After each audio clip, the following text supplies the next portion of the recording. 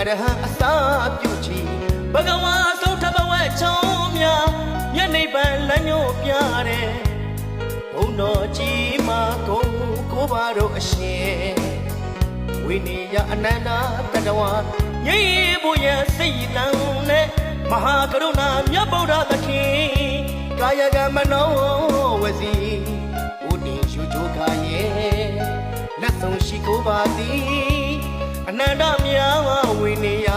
အလုံးမဲ့ရှင်လန်းကြပါစေ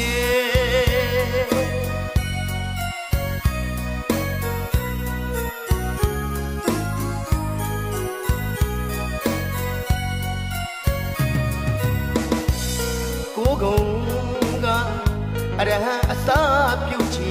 ဘဂဝါဆုံးထဘဝဲချောင်းများမျက်နှိပ်ပံလမ်းညွှန်ပြတဲ့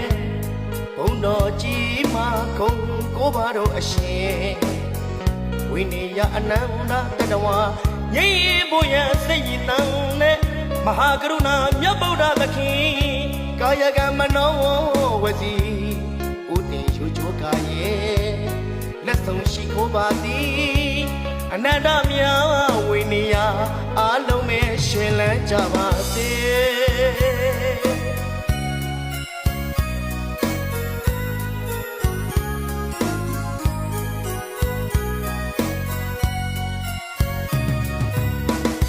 သခါတော်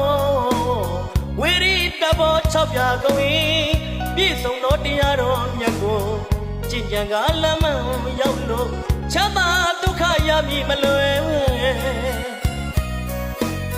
အင်းငြိမ်ရာမြတ်တရားကိုကာယကမနောဝစီဥတည်ရှုချိုးကာရဲ့လက်ဆုံးရှိခိုးပါသည်အနန္တမြတ်ဝိနည်းယအလုံးမဲ့ရှင်လန်းကြပါစေ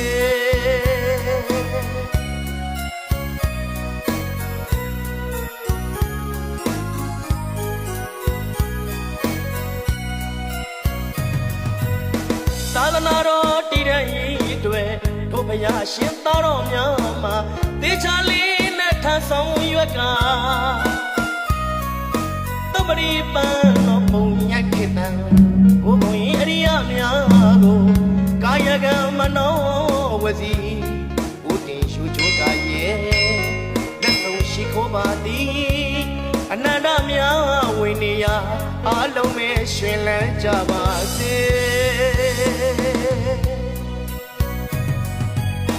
ချမ်းသာခြင်းအစစ်မှန်ရဖို့ယရနာသုံးပါးစိကတ်တော်ဝမယ်သုံးလူရှင်ဘုရားဝါဒမို့အကျိုးမျှော်လို့ရဲ့